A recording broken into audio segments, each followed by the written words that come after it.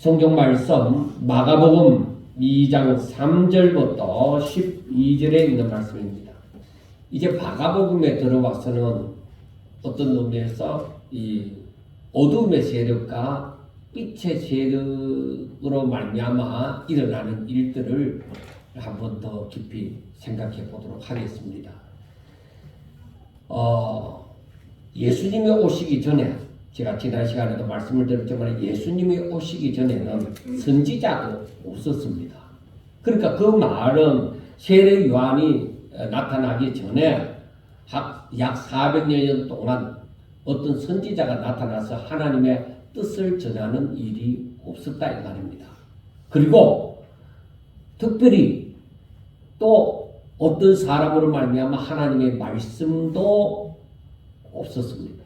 그래서 이 시대를 암흑시대라고 우리가 표현을 해볼 수가 있습니다. 굳이 창세기 1장에서와 같이 흑암이 그 가운데 있었다 이렇게 말 안 해도 요한복음을 통해서 보면은 이때는 어둠 가운데 있었다 이 말이에요. 그래서 이 암흑과 같은 세상에 사람들의 빛이 되시는 예수님이 오셨습니다. 그런데 그 암흑 가운데, 즉 어둠 가운데 살아가는 사람들은 빛이 왔는데 빛을 몰라요. 빛이 왔는데 빛을 모른다. 그러니까 빛을 모르니까 영접하지도 않았습니다. 그래서 요한복음 1장 4절에서 5절 말씀에 보면은 이렇게 말합니다. 그 안에, 즉 말씀이 되신 예수님 안에 생명이 있었으니 이 생명은 사람들의 빛이라. 빛이 어두움의 빛이 돼 어둠이 깨닫지 못하더라 하고 표현이 되어져 있습니다. 그러니까 이 어둠, 암흑의 세상에 빛이 왔습니다. 생명의 빛이, 사람들에게 생명의 빛이 왔는데 사람들이 몰라요.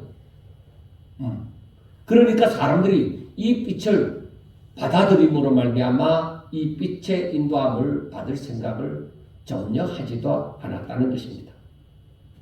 제가 지난 시간에도 말씀을 드렸잖아요. 하나님께서 천지 만물을 창조하실 때 그 환경이 땅이 혼돈하고 공허하며 흑암이 깊은 위에 있었다. 그 흑암이, 그러니까 흑암이 깊은 위에 있음으로 말미암아 이때는 말씀도 없고 아무것도 없는 암흑 시대라는 거예요. 그런데 그때에 빛이 있으라고 하나님의 말씀이 들려졌죠. 마찬가지로 예수님이 세상에 오실 때의 환경도 창세기 1장의 환경이나 같았다는 얘기를 바로 요한복음을 통해서 우리가 알 수가 있습니다. 자, 우리가 상식적으로 생각할 때에 어둠이 빛을 좋아하겠느냐? 아니요. 이 어둠 가운데 빛이 비치면은 어둠은 떠나가야 되잖아요. 그러니까 어둠은 자연적으로 빛을 싫어합니다. 그래서 이 부분을 요한복음 3장 9절, 19절부터 21절에 보면은 이렇게 말합니다. 그 정죄는 이것이니 곧 빛이 세상에 왔으되 사람들이 자기 행위가 악함으로 빛보다 어두움을 더 사랑한 것이니라. 악을 행하는 자마다 빛을 미워하여 빛으로 오지 아니하나니 이는 그 행위가 드러날까 하며 진리를 따르는 자는 빛으로 오나니 이는 그 행위가 하나님 안에서 행한 것임을 나타내려 함이니라 하시리라 하고 이 요한복음 3장 19절부터 21절 사이에 이거 분명히 진리를 따라 사는 사람과 진리에 대해서 불순종하는 사람, 죄를 짓고 살아가는 사람의 부류가 나누어진다는 것을 확실하게 얘기합니다. 그런데 이 부분에 대해서 바울이 되어지는 그런 과정 속에서 사울이 이 예수님을 믿는 사람들을 핍박하고 잡아서 감옥에 가두고 또 죽이는 일을 사울이 했습니다. 왜? 그것이 하나님의 영광을 위하는 일인 줄 알고 그렇게 해서 했다 이 말이에요. 그런데 어느 날 이 대제사장으로부터 그런 위임과 권한을 받아가지고 그날따라 자기와 함께하는 사람들 데리고 말을 타고 다메섹 도상으로 가고 있는 중이었습니다. 정오 때쯤 되어져서 하늘에서 빛이 아주 강한 빛이 비침으로 말미암아 사람들이 다 거기에서 쓰러지고 넘어지고 난리가 났습니다. 그런데 그때에 하늘에서 주님의 음성이 들리는 것입니다. 일어나 너의 발로 서라. 내가 너에게 나타난 것은 곧 너가 나를 본 일과 장차 내가 너에게 나타날 일에 너로 종과 정의를 삼으려 함이니 이스라엘과 이방인들에게 내가 너를 구원하여 그들에게 보내어 그 눈을 뜨게 하여 어두움에서 빛으로 사탄의 근세에서 하나님께로 돌아오게 하고 제3가 나를 믿어 거룩하게 된 무리 가운데서 기업을 얻게 하리라 하고 말씀을 합니다. 그러니까 사울이 이제 부활하신 예수님을 만나고 그리고서 예수님을 알게 되어져서 이제 너는 이방에 나가서 복음을 전하여서 어두운 가운데 살아가는 사람들을 빛으로 오게 하는 사명을 주었다 하는 것입니다. 그러니까 사탄은 어두운 가운데 역사합니다.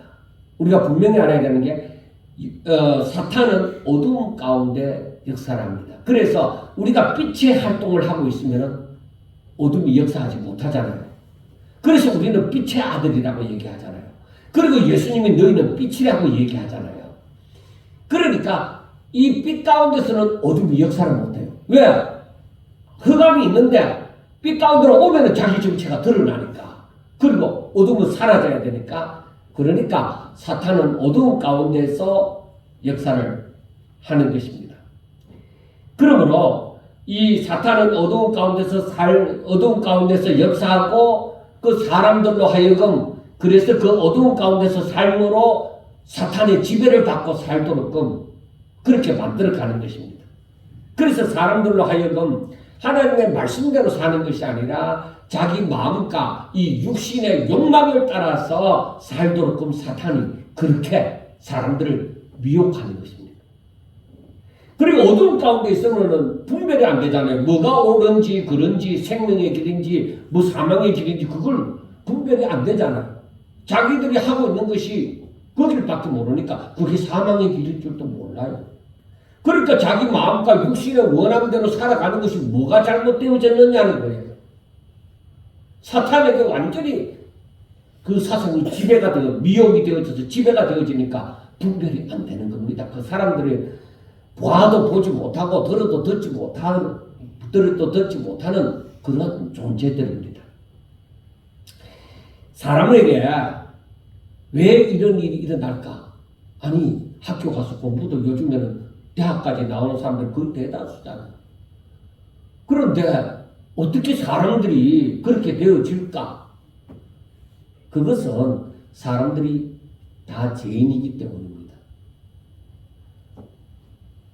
옛날에 문수민이 살아있을 때에 그 밑에 2인자가 박보영 씨가 있었어요. 그 사람이 술대학 출신이고 문수민이 다음에 통일교회 제2인자였는데 그래서 제가 그 소리를 들었을 때 술대학까지 나오고 그렇게 똑똑한 사람이 어떻게 저 문수민 밑에 가갖고 저게 진리도 아닌 저런 소리를 듣고 그게 열심인 사람이 되어졌을까? 그렇게 제가 의문을 품었습니다. 그렇게 많이 배운 사람이.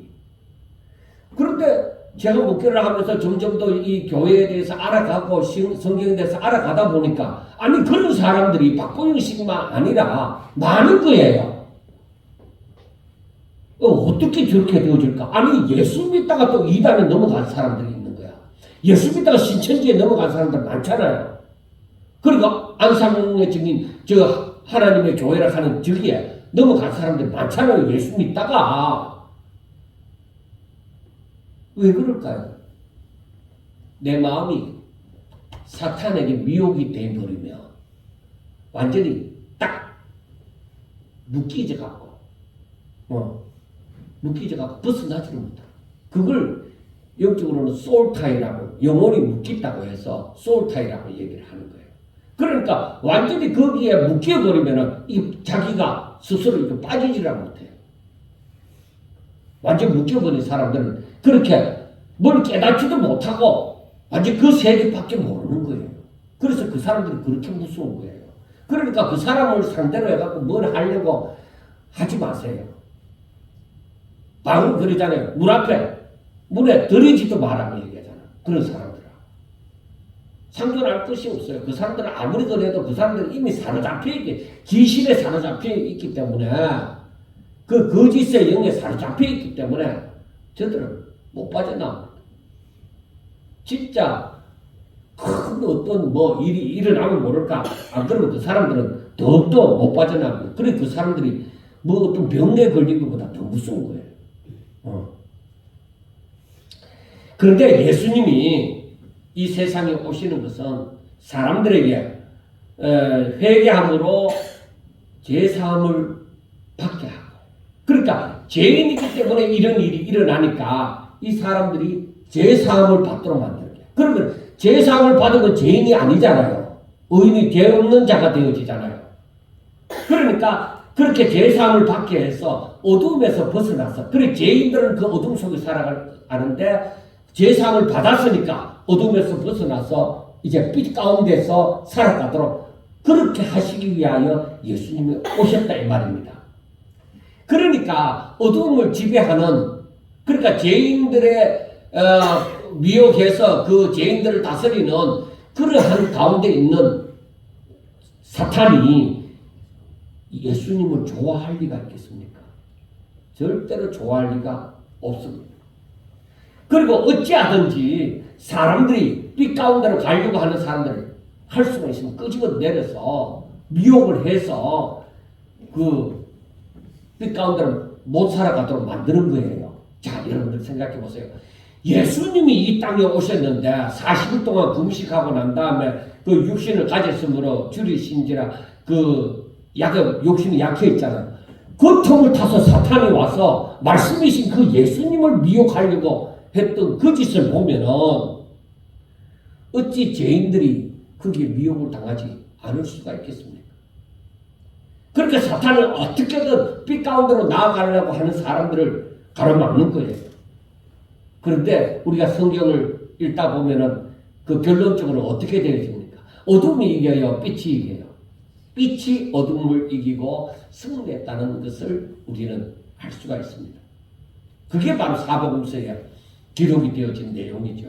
자, 오늘 또 본문에 보니까 예수님이 가버나움에 집에 계실 때에 사람들이 이 예수님이 집에 계신다는 소리를 듣고 막 사람들이 문 앞에까지 꽉 빽빽하게 막 찼습니다. 발 디딜 틈조차도 없는 지경입니다. 그런데 어떤 사람들이 한 중풍병자를 메고 지붕으로 올라가서 지붕을 뜯어내고 그 예수님 앞으로, 왜 정상적으로는 그 예수님 앞까지 이 침상을 들러 메고 예수님 앞까지 갈 수가 없으니까 사람들이 너무 많아갖고, 그러니까 오히려 그 유대인들의 그 집이 옆으로 기다려를 해서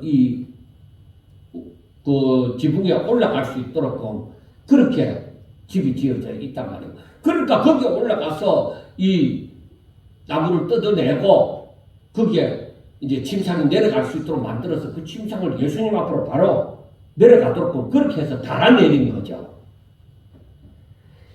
그때에 예수님께서 저들의 믿음을 보시고 작은 자야 내 제사함을 받았느니라. 그러니까 이때에 예수님을 어둠의 세력 가운데 있는 그 사람들, 서기관들이 거기에 앉아 있었단 말이에요. 그런데 예수님이 하시는 말씀이 작은 자야 내 제사함을 받았느니라. 이 말은 뭐예요? 제사함을 받으면 죄인이요 의인이요? 의인이 되죠. 그러니까 이 서기관들은 저 예수라는 사람이 뭔데? 하나님 외에 누가 사람들의 죄를 사하겠느냐? 이상하다. 예수님이 확실히 뭔가 이상한 사람이야. 이렇게 생각을 하고 있었는데 예수님은 이미 그 사람들의 생각을 아셨어요. 그래서 예수님이 저들에게 하시는 말씀이 인자가, 즉 예수님이 땅에서 죄를 사하는 근세가 있는 줄을 너희로 알게 하기 위하여 내가 이렇게 말을 했다. 그렇게 말씀을 하는 거예요. 그러니까 죄를 사하는 근세는 누구에게만 있다고요? 하나님에게.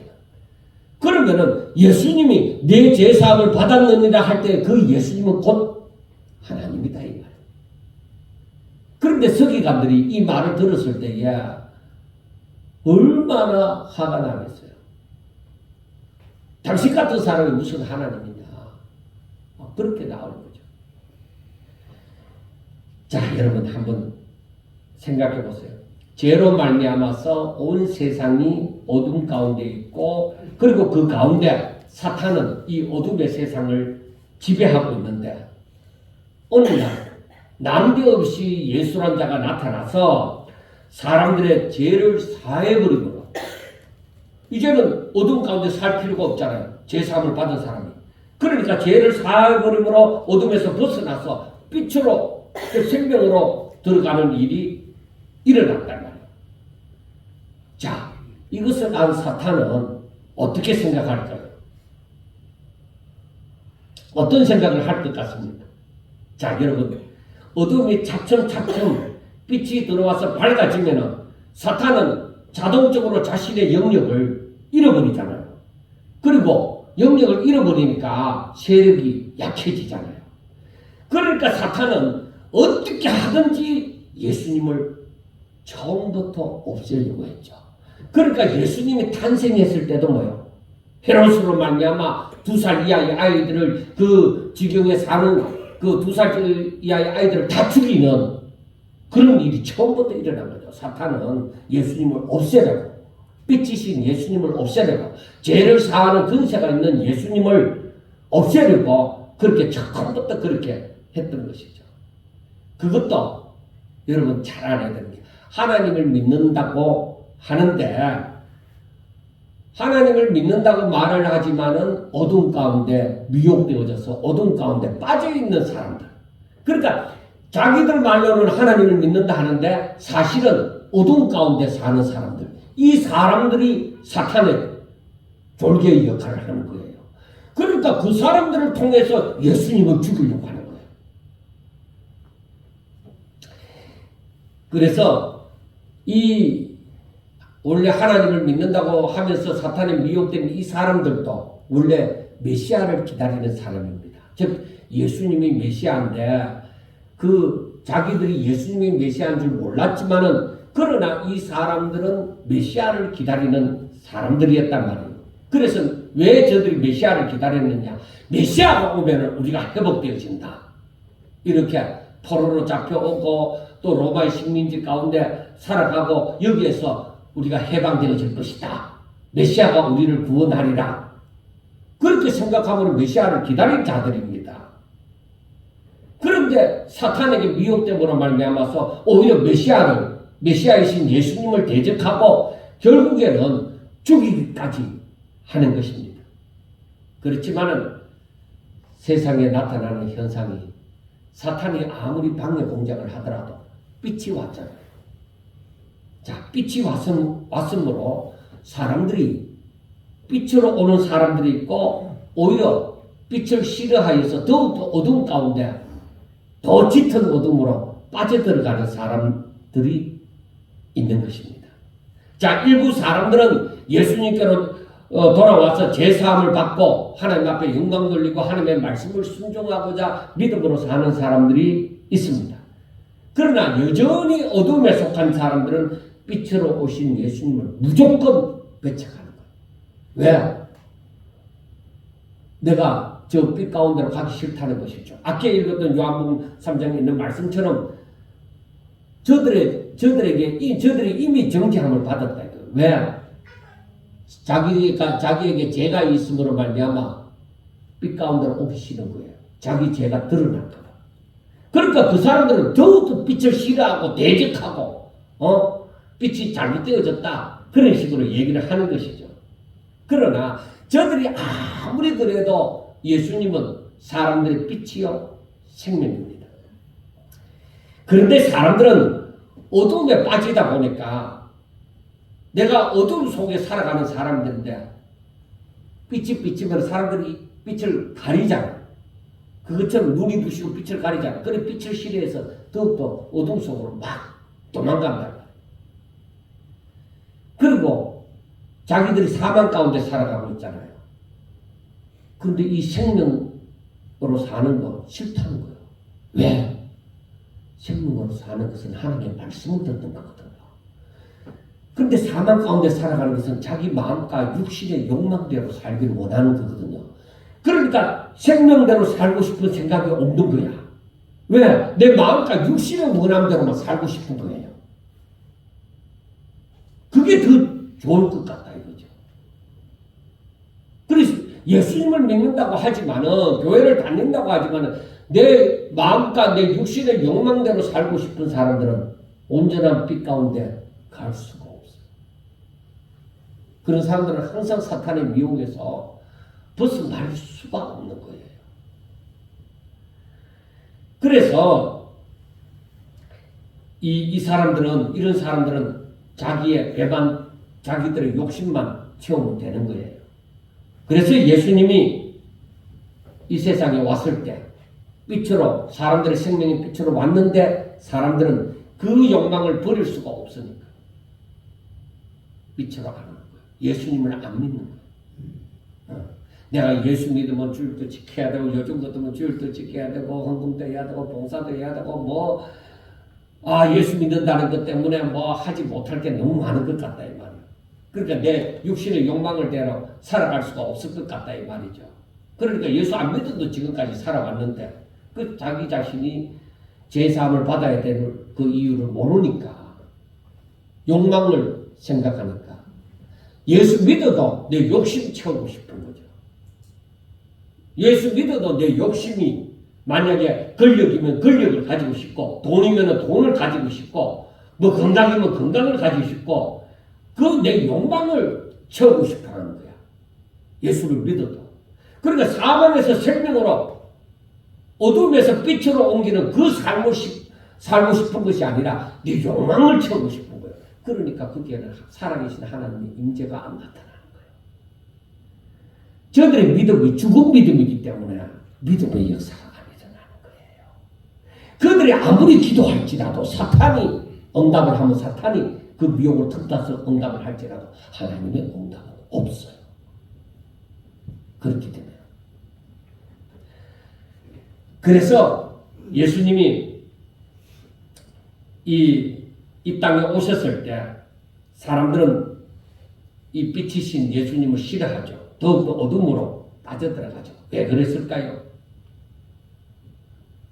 여러분, 예수님을 영접하고 빛 가운데서 살면은 얼마든지 해방이 되어지고, 어둠에서 해방이 되어져서 이제 밝으니까, 빛 가운데 오니까 길이 보이네. 내가 어떻게 살아야 되는지 알겠네.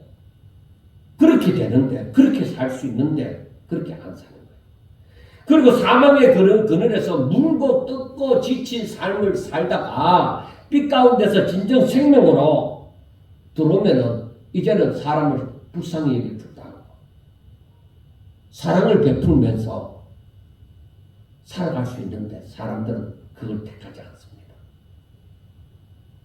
여러분, 다시 한번 말하지만 왜 사람들은 빛이신 예수님을 영접하지 않았느냐? 예수님을 영접하면은, 예수님은 요한복음 1장에서 말씀하는 것처럼 태초에 말씀이 계셨다. 그 말씀은 곧 하나님과 함께 계시고 그 말씀은 곧 하나님이다. 그런데 예수님은 그러니까 만물을 창조하는 그 말씀 그 자체다 이 말이에요. 모든 만물이 그가 말씀하심으로 다 이루어졌는데, 그런데 말씀이신 예수님은 그러면은 사람들의 빛이고 생명이 되어지는 거예요. 그래서 우리가 예수님을 영접하는 자는 제사함을 받고 하나님의 자녀가 되어지는 것인데, 사람들은 바로 이 말씀을 내 가슴에 품고 나의 생명으로 여기고 살아가지를 않는 거예요. 내가 생명으로, 말씀이 내게 생명이 되어진다 하면은 그 말씀을 잃어버리는 것을, 잊어버리는 것을 죽어도 싫어하죠. 누가 자기 생명을 아무데나 버리는 거예요. 항상 그 생명이신 그 말씀을 기억하고 품고 그렇게 살려고 하지. 자, 여러분 이렇게 예수님을 영접하면 완전히 달라진 삶을 살게 되는 것입니다. 이게 어떻게 변화되는 모습이냐 하면은 예수님을 영접하면은 바로 예수님으로 말미암아 자신이 살아가는 거예요. 그러니까 내 힘으로 살아가는 것이 아니라 하나님의 능력, 하나님의 도와주심으로. 이제는 내 인생을 살아가는 것이 아니라 하나님이 나를 살아감으로 내가 내 인생 살아가는 것이 하나님의 도와주심으로 하나님 안에서 모든 내 인생이 이제 인도함을 받는 것이죠. 그리고 예수님을 믿게 되어지면 하나님의 말씀이 이제는 내게 생명으로 느껴져요. 그래서 이 말씀을 날마다 묵상하며 살아가게 되어지죠. 자, 예수님을 믿게 되어지면 그때부터는 빛 가운데 살잖아요. 그러니까 사망이 무엇인지 생명이 무엇인지를 분별이 되어져요. 이렇게 살아가는 것은 사망이야. 멸망으로 가는 길이야. 저 길이 넓어 보여도 지금 멸망의 길이야.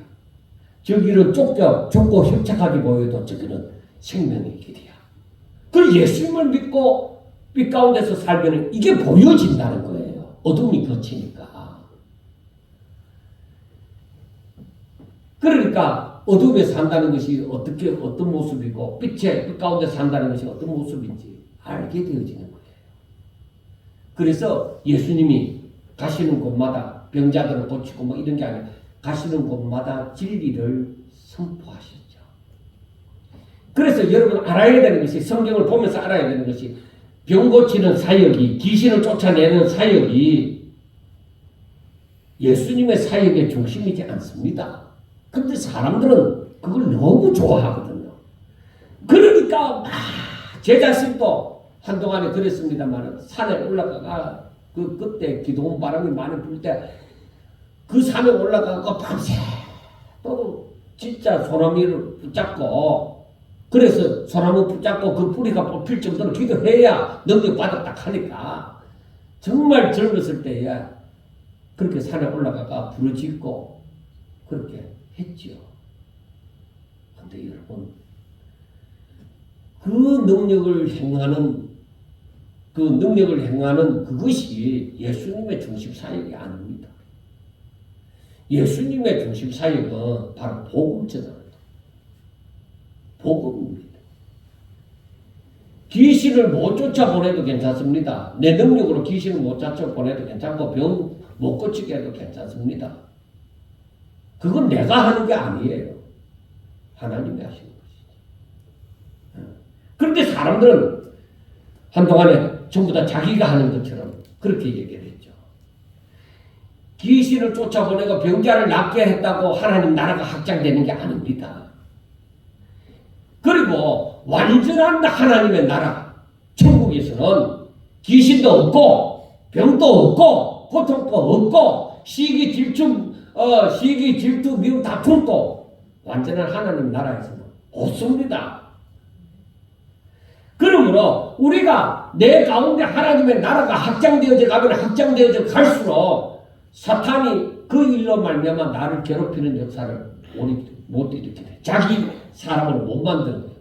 그래서 성도들은 하나님의 사람들은 이 땅에 살면서 고통을 당할지라도 어려움을 당할지라도 영은 더 위로와 평강이 넘쳐가는 거예요.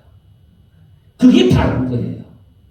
그래서 스데반 집사가 복음을 전하고 돌에 맞아 죽을 때에 그 죽는 순간이 어땠어요? 하나님의 위로와 평강이 있는 거죠. 그리고 그 얼굴이 해같이 빛나는 것이죠. 그게 다른 거예요. 그게. 그래서 우리 성도들이 그런 걸 체험해야 된다는 거죠. 자, 그래서 이 하나님의 말씀을 땅끝까지 전하는 게 너무 중요해요. 그 말씀은 또 생명이에요. 사람들 빛이다. 하나님의 말씀은 사람들이 하나님을 알고 하나님의 뜻을 깨닫고 하나님의 말씀대로 순종하며 삶으로 하나님의 복을 누리며 살아가도록 하는 거예요. 그래 그것이 하나님께 영광 돌리는 일입니다. 그래서 예수님이 작은 자야 내 제사함을 받았느니라 이렇게 할 때는 뭐예요? 바로 하나님의 나라가 제사함을 받았습니다. 그러니까 우리가 오늘날에도 마찬가지로 내 죄를 깨닫고 내가 회개함으로 주를 영접하고 살면 그 다음부터 하나님의 말씀이 이제 들어오기 시작해요. 귀에 들려지기 시작하고 조금씩 자꾸 이해가 되어지기 시작하고 순종하는 만큼 더욱더 믿음이 자라나게 되어지는 거예요. 그래서 은혜 위에 은혜가 임하게 되어지고 믿음 위에 믿음이 더하게 되어지는 그런 놀라운 역사가 일어나는 거예요. 그리고 그 다음 사건이 어떤 사건이냐? 세간에 앉아있는 레위 마태를 보시고 예수님이 레위 보고 얘기합니다. 나를 따르라. 세간에 앉아있는 레위가 갑자기 예수님이 자기를 부른단 말이에요. 왜? 다른 사람들은 그 세리들을 죄인으로 취급해서 상종도 하지 않는데 가까이 오지도 않는데 함께 앉지도 않는데 그런데 유명하신 지금 이미 소문이 그 주변에 다 퍼졌잖아요. 예수님에 대한 소문이. 그래 그 유명한 분이 자기가 생각도 안 했는데 나중에 보면 알겠지만 삭개오를 불렀던 것처럼 세리 삭개오를 불렀던 것처럼 레위를 부르는 거예요. 나를 따르라. 그러니까 진짜 세상이 뒤집어지는 놀라운 간격이 일어날 거 아니에요. 그러니까 레위가 당장 그 자리에서 내려와 예수님을 따르기 시작하고 그날 저녁에 자기 집에 세리니까 돈이 많잖아. 그때 세금쟁이들 우리가 한때 세금쟁이들 돈 많았잖아요. 그래 그 시대에 얼마나 돈을 많이 축적했겠어요. 그러니까 잔치를 베푸는데 자기 동료들 그러니까 같이 세리하는 사람들 저 세리들하고 그리고 다른 창기는 이제 죄인들을 다 불렀어요. 예수님을 따르고자 하는 사람들이 그 자리에 모였습니다. 그런데 그 자리에 예수님도 있고 예수님의 제자들도 있습니다. 그런데 이것을 누가 보느냐? 서기관들이 또 보는 거예요. 아니 저기 예수님이나 예수님의 제자들이 앉을 자리가 아니라는 것이죠. 왜? 저 사람들은 이미 세상이 인정하는 죄인들이에요. 그런데 그 죄인들하고 하나님을 잘 믿고자 하는 사람이 저 죄인들하고 함께 하는 것은 안 된다는 거예요. 서기관들이 생각할 때야. 그럴 수가 없다는 것이죠. 그런데 서기관들이 그렇게 생각하고 말할 때에 예수님은 저들에게 답변을 줍니다. 예수님 뭐라고 하시느냐? 건강한 자들에게는 의원이 쓸데없다. 의사가 필요 없다. 의사는 병든 자에게 필요하다. 그리고 내가 죄 없는 의인을 부르러 온 것이 아니라 죄 있는 자, 죄인을 부르러 왔다. 의인이니까 부를 필요도 없죠. 빛 가운데 살아가는 거. 그래 의인을 부르러 온 것이 아니라 죄인을 부르러 왔노라 하고 말씀합니다. 그러니까 당시에 하나님을 잘 믿는다고 하는 사람들이 서로 경쟁하듯이 내가 더 잘 믿는다. 내가 더 잘 믿는다. 그래서 그 옷수를 크게 하고 구제를 하더라도 이렇게 동전을 깡통 속에 넣으면 땡그랑 소리가 나잖아요. 동전 소리가. 그러니까 소리 나도록 그렇게 하고 다녔단 말이에요. 내가 더 하나님 잘 믿는다. 그리고 다녔기 때문에 자기는 죄인이 아니라 의인이라고 표시를 내고 다니는 거죠. 그러니까 예수님께서 나는 의인을 부르러 온 거 아니다. 죄인 부르러 왔다. 그렇게 얘기를 한 거죠. 그러니까 의인이라고 생각하는 그 사람들 서기관이나 바리새인들은 그 예수님을 필요로 하지 않는다는 것이죠. 근데 문제는 어둠에 속하였던 사람들이 점점 더 빛으로 즉 세리나 그 죄인들처럼 더욱더 예수님께로 가까이 따르게 되어진다는 것이죠. 그러니까 사탄의 영역은 어떻게 되어져? 어두움 가운데 살아가는 사람들이 빛 가운데로 오니까 그 어두움에 속한 사람들이 자꾸 빛으로 전향하니까 어둠의 세력이 약하게 되어지죠. 그러니까 사탄은 예수님을 어떻게 하든지 꼬투리를 잡아갖고 예수님을 이단자라고 하고 싶은 것입니다. 예수님은 잘못되어져서 장로들의 유전에 다 어긋나 하고 그걸 지금 계속 따라다니면서 지적을 하는 거예요. 그래서 사람들이 예수님은 잘못된 사람이야, 저 사람은 잘못된 이단자야, 그렇게 사람들한테 공포를 함으로 말미암아 사람들이 예수님을 따르지 못하도록 한 것입니다. 이것이 나중에는 예수님의 입장이 십자가를 지는 그 형편에 도달하니까 막상 예수님이 사람들이 볼 때는 예수님이 정말 잘못된 자처럼 재판을 받아서 십자가에 못 박힌단 말이에요. 십자가를 짊어지는 거예요. 이건 그 당시에 최고의 형벌인데 그 십자가를 짊어진다 이 말이에요. 그러니까 사람들이 그런 상황에 아니요, 우리 예수님은 그런 분이 아닙니다. 예수님은 의인입니다. 예수님은 하나님의 아들입니다. 아무도 그렇게 들고 나서지 않아. 왜? 대세는 서기관이나 바리새인들, 대제사장들, 백성들의 장로들 편이다 이 말이에요. 세상은. 그러니까 사람들이 그 사람들을 대적해서 아니요, 예수님은 의인입니다. 예수님은 하나님의 아들입니다 하고 나서지 않는 거죠. 오히려 저들은 그 대세에 눌려갖고 어떻게 되죠? 예수님을 십자가에 못 박고 바라바라 놓아주라고 그렇게 소리를 지르는 입장이 되어져 버렸잖아요. 여러분, 어둠에 속한 자들이 지금 무슨 짓을 하고 있는지 알 것 같습니까? 자신들의 마음과 육신의 욕망을 채우려고 정말로 영혼에 관한 일은 전혀 신경을 쓰지 않습니다. 그 사람들은. 그리고 사람들은 누구나 자신이 어려움을 당하는 것이 싫어서 대부분들이 세상의 근세에, 즉 대세에 눌리며 사는 것입니다. 대세에 눌리다 보니까 악법도 법이 되어지는 거야. 오히려 생명의 법을 싫어하는 거야. 왜? 그 법을 지키는 것은 좁고 협착한 길을 가는 거고 또 사람 찾는 일도 별로 없고 그러니까 뭐 거기 간다고 누가 알아주는 것도 아니고 오히려 외톨이가 되어지고 그러니까 사람들이 대세는 넓은 길로 가는 것이단 말이에요. 그러니까 이 진리의 길을 사람들이 외면하게 되어지는 거예요. 여러분 앞으로 한번 보세요. 세상이 지금 살기 좋은 세상이 되어지고 앞으로 힘들면 더욱더 하나님을 찾을 것 같지만 안 그렇습니다. 대세는 넓은 길 찾는 거예요. 근데 예수님은 분명히 말씀합니다. 좁은 길로 가라. 좁은 문으로 들어가라. 좁고 협착한 길. 그 길이 찾는 이가 적지만은 그 길이 생명의 길이다. 그런데 아무리 예수님이 그렇게 말씀하셔도 마지막 때 가면은 사람들은 대세에 눌려갖고 찾지 않습니다. 이렇게 되다 보니까 하나님을 믿는다고 하지만은 당시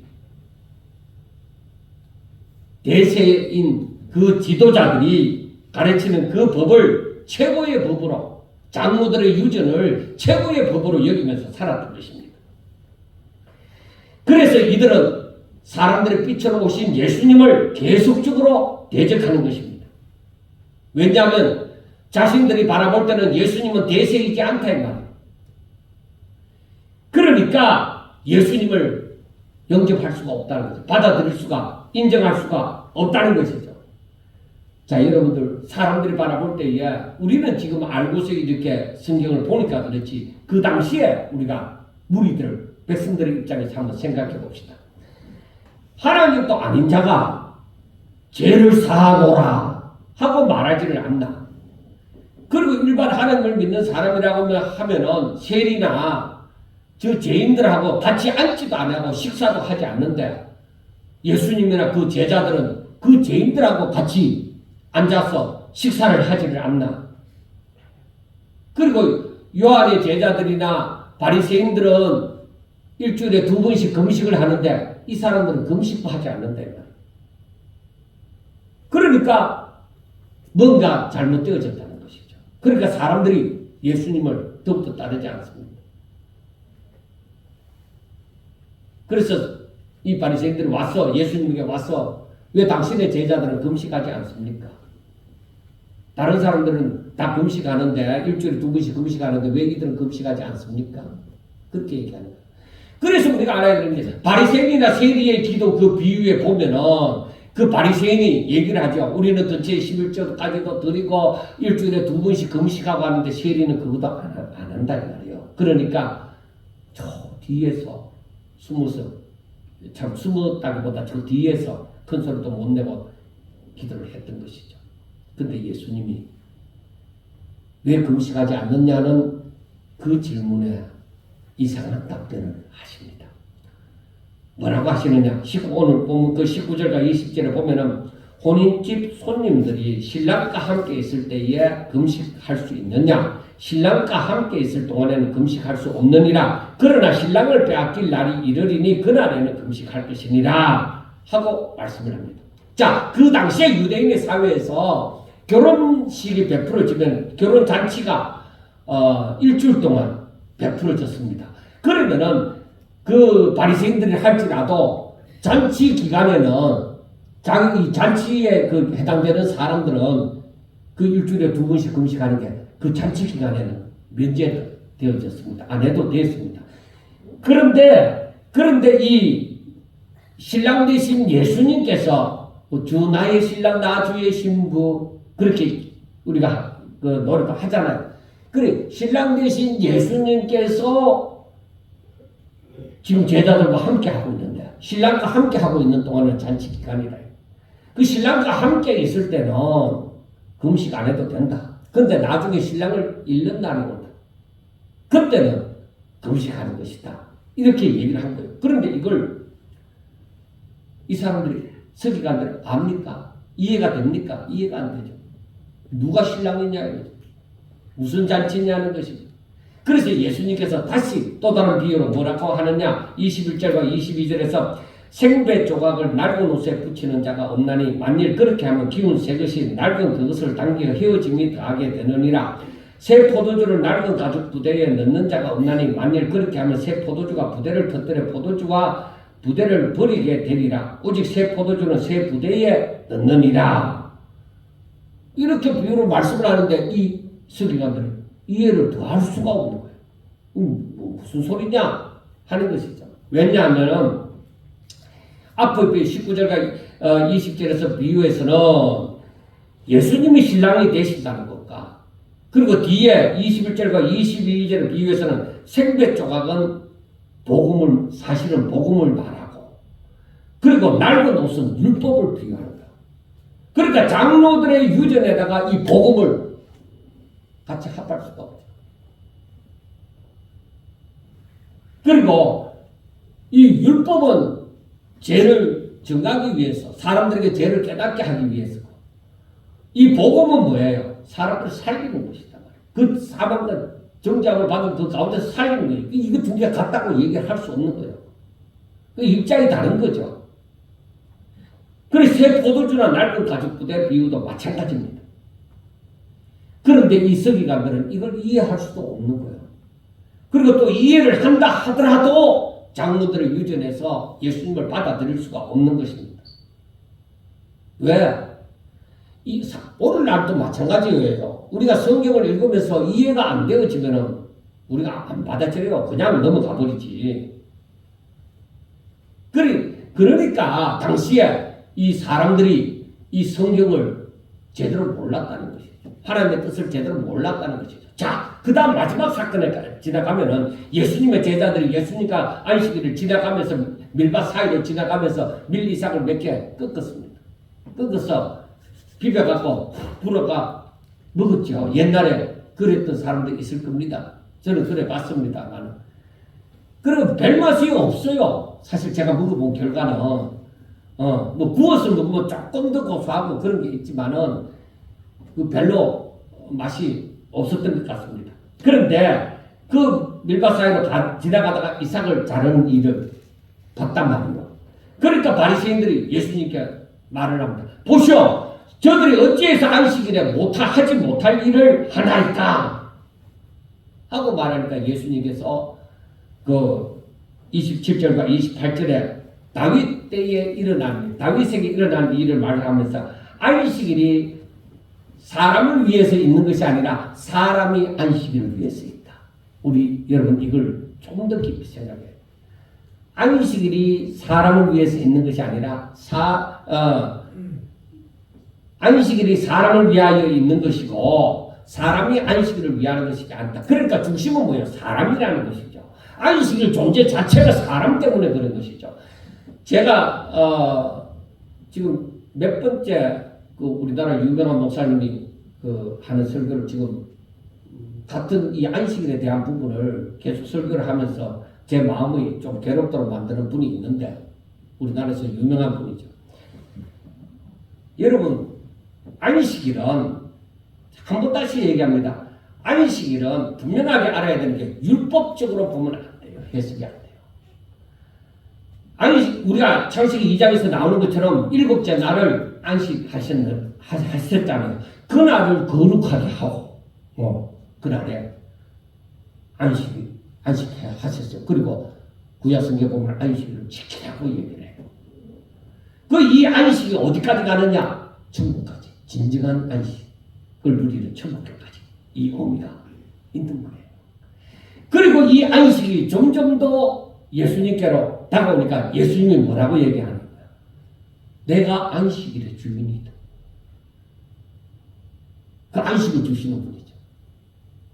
예수님 안에 오면 쉬는 거예요. 그래 그 쉼이 수고하고 무거운 짐진 자들아 다 내게 오라. 내가 너희를 쉬게 하리라. 그 의미도 있는 거예요. 그런데 여러분 이 안식일 일곱째 날의 안식은 모든 것을 완성하고 난 다음에 일곱째 날에 쉬는 거예요. 그러니까 사람들이 일반적으로 6일 동안 열심히 일하고 무조건 7일째 되는 날 쉬고 또 안식년도 마찬가지고 신년도 마찬가지고 그런 식으로 열심히 일하고 7일째 쉬라. 여러분 그 설교를 얼마나 많이 들었습니까? 예, 열심히 일하는 것은 맞지만은 6일 동안 하나님이 이 세상 만물을 창조하시고 7일째 되는 날 씻었을 때에 그날을 우리가 그걸 한번 제가 정확하게 찾아서 읽어드리겠습니다. 창세기 2장입니다. 2장 1절에 천지와 만물이 다 이루어지니라 하나님이 그가 하시던 일을 일곱째 날에 마치시니 그가 하시던 모든 일을 거치고 일곱째 날에 안식하시니라. 하나님이 그 일곱째 날을 복되게 하사 거룩하게 하셨으니 이는 하나님이 그 창조하시며 만드시던 모든 일을 마치시고 그 날에 안식하셨습니다. 그러니까 그 날에 안식하셨다는 것은 그냥 쉬었다는 그 의미일까요? 그 안식의 의미가? 자, 그래서 창세기 1장 31절에 보면은 하나님이 지으신 모든 것을 보시기에 심히 좋았더라 하고 말씀을 합니다. 하나님이 심히 좋도록 만들어 놓은 세상에 누리는 거예요. 그게 안식이에요. 누리는 거예요. 6일 동안 열심히 일했으니까 하루 쉬자. 그거 아니에요. 하나님이 그 만들어 놓으신 그 복을 너희들이 누리면서 내게 영광을 돌리래. 그래서 우리가 지금 일주일날 예배 드리는 것도 뭐예요? 바로 하나님 앞에 영광 돌리는. 그런데 로마서 12장 1절을 보면은 너희 몸을 하나님이 기뻐하시는 그러니까 산제사로 드리라고 하잖아요. 이게 너희들이 드릴 마땅한 영적 예배냐. 그렇게 얘기하는 거예요. 그게 우리가 영적 예배겠냐. 너희 자신을 하나님 앞에 온전히 드리고 그 하나님이 주신 복을 너희들이 그 안에서 예수 그리스도 안에서 온전히 그 신령한 복을 너희들이 누려라 이 말이야. 거기에 안식이 있는 거죠. 그래 하나님 나라에 가면은 바로 주로 말미암아 그때에 정말 찬송하고 감사하고 하나님 앞에 더욱더 영광 돌림이 있는 것이죠. 그래서 에베소서 1장 6절을 보면은 하나님의 그 은혜의 영광을 찬송하게 하려 합니다. 그게 우리가 안식하고 하나님 앞에 영광 돌리는 거예요. 그래서 하나님이 만들어 놓은 세상을 내가 충분히 심히 좋은 세상을 내가 누리면서 하나님의 그 감사하고 예배함이 그게 바로 진정한 안식. 육신에 피곤해서 그날에 쉬는 거 그거 아니다. 그런 의미는 아주 미약하게나마 있는 것이죠. 자, 여러분. 사람들이 이러한 의미를 제대로 깨닫지 못하면 성경 자체가 제대로 알지도 못하고 하나님의 뜻을 제대로 모르는 거예요. 자, 여러분. 이렇게 해서, 서기관들과 바리새인들이 예수님이 하시는 말씀을 이해를 못하는 거죠. 어두운 가운데 있으니까 이들은 깨닫지도 못해요. 여러분 오늘날 예수 믿는 사람들을 목사라고 할지라도 어두운 가운데서 살아가면은 자기의 마음과 육신의 욕심을 따라서 살아가면 성경이 안 보여요. 성경을 아는 것은 오직 성령으로 말미암아 진리의 영이신 성령으로 말미암아 깨닫게 되어지는데 바로 죄악이 가득하고 내 욕심을 채우고자 하는 사람들에게 그 성경이 제대로 해석이 되겠습니까? 하나님의 뜻을 몰라요. 자기 뜻대로. 그렇게 성경을 코에 걸면 코걸이, 귀에 걸면 귀걸이가 되도록 만들어버린 거죠. 자기들 욕심을 따라서 해석을 하니까. 그래 하나님의 아는 의미도 없는 거예요.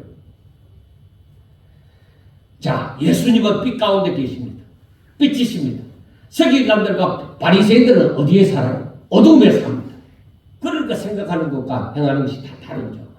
그래서 성경의 같은 부분을 보아도 다른 해석이 나오는 것입니다. 그래서 예수님은 그들을 두고 외식하는 자 너희들에게 분명히 화가 있을 것이다.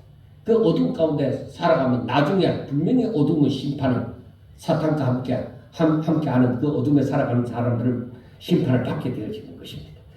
그리고 예수님은 이들과 또 하나님을 믿는다고 하는 자들이 모두 다 어둠에 미혹되어서 어둠 가운데 있으므로 예수님은 이들을 살리려고 어둠을 물리치는 게 뭐예요? 빛이잖아요. 빛이신 예수님이잖아요. 그래서 예수 믿는 그 제자들을 향해서 예수님은 뭐라고 얘기해요? 너희들은 세상의 빛이다.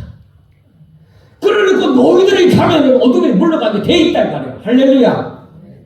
우리가 진정으로 예수님을 영접하고 주의 말씀을 내가 믿습니다 할 때는 어린 나이를 할지라도 그들이 믿음으로 하는 말에는 근세가 있게 되어지고 그들이 가는 곳에는 사탄이 떠나게 되어지는 거예요. 왜? 빛이니까.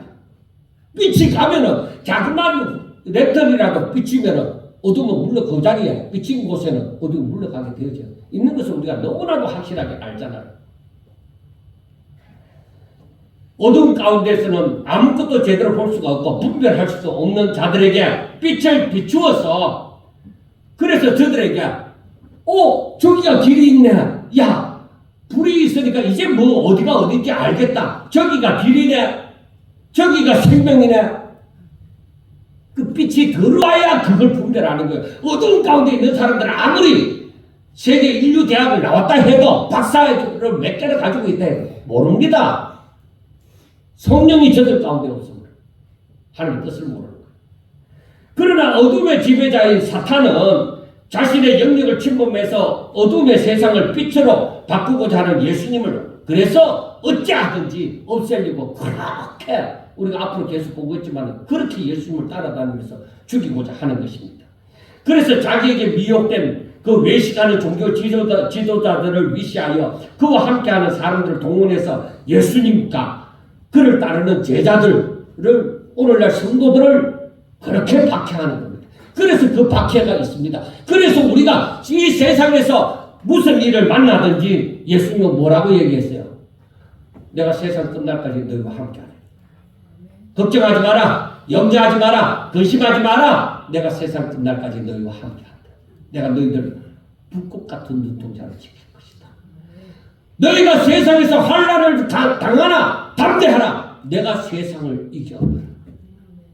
그래서 승리하는 삶을 살아가는 거예요.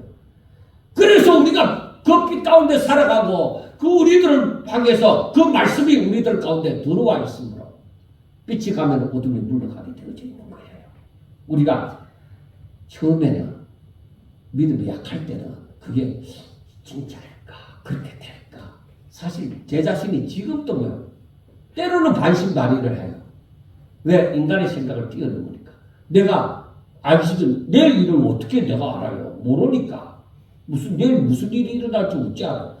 그런데 이 빛의 근세로 살아갈 때에 빛이신 하나님이 나에게 빛을 주셨을 때, 말씀을 주셨을 때, 내가 빛의 자녀로 살아가게 할 때 어둠은 떠날 것이다. 그래서 모든 것이 하나님의 뜻 가운데서 이루어질 것이다 하는 것을 알게 되어지는 거예요. 여러분, 참빛이신 예수님을 모르면은, 즉 복음을 제대로 알지 못하면은 어둠 가운데서 열심히 살려고 발버둥 치는 거나 마찬가지입니다. 그냥 교회만 다니지 마세요. 예수님이 누구신지, 복음이 어떻게 되어져 있는지 그걸 알아가요. 하나씩 하나씩. 근데 여러분, 나중된 자가 먼저 되는 일이 많이 있습니다. 그러니까 내 마음이 사모해야 돼요. 하나님을 알게 해주세요. 하나님, 내게 아는 은혜를 다하여 주세요. 내가 더욱더 주께 가까이 나가게 해주세요. 더욱더 주의 사람으로 살게 해주세요. 그렇게 내가 사모하고 간구하게 되어질 때에, 그래, 그것 때문에 그렇게 구하고 찾고 두드리라 이거예요. 그러면 거기에 하나님의 응답이 있다 이 말입니다. 그 믿음 가지고 살아라 이 말이에요. 사랑하는 여러분, 지금도 사람들이 몰라서 어두운 가운데 하나님을 믿는다고 하지만 어두운 가운데 발버둥 치는 사람들 많이 있습니다. 그래서 제가 늦게나마 이 부분에 대해서 더 확신을 가지고 생명 붙어 있을 동안에 어찌하든지 깨닫게 해야 된다는 거죠. 전해야만 된다는 것이죠. 우리 성도들은 이렇게 하나님의 계획과 섭리를 깨달아감으로 말미암아 성경이 하나하나 진짜 성령님이 내 가운데 역사가 하나하나 깨닫게 하여 주시고 이해가 되어지는 그런 역사가 있으시며, 자신에게 빛이 빛이어서 정말로 자신이 세상의 빛으로 하나님께서 주신 생명을 알아가고 순종하고, 그리고 어두운 가운데 살아가는 사람들을 인도할 수 있는 그러한 능력이, 그러한 삶이 있으시기를 주의 이름으로 축원합니다. 감사합니다. 기도드리겠습니다. 하나님, 사랑하는 자들 위해 더 귀한 은혜를 다하여 주시옵소서. 저들이 진정 믿음으로 살게 하여 주옵소서. 예수 그리스도를 영접함으로 오직 약속의 말씀을 부여잡고 그렇게 믿음으로 발걸음을 옮길 수 있도록 하여 주시고, 저들이 가는 곳마다 주의 함께하여 주시는 역사가, 아버지여, 그 약속의 말씀이 그대로 현장에 나타나질 수 있기를 주여 축복하여 주시옵소서. 사랑하는 자들이 기도하면서 믿음으로 기도하게 하여 주시옵시고 바라게 하여 주시옵소서. 저들의 기도를 항상 들어주시고 응답하여 주시고, 저들은 마음과 육신의 원함을 따라서 살아가는 것이 아니라 오직 하나님의 원함을 따라서 하나님의 뜻대로 이루어지기를 바라며, 하나님께서 영광 받으시는 대로 이루어지기를 바라며 살아갈 수 있도록 주여 축복하여 주시옵소서. 예수님 이름으로 감사하며 기도드리옵나이다. 아멘.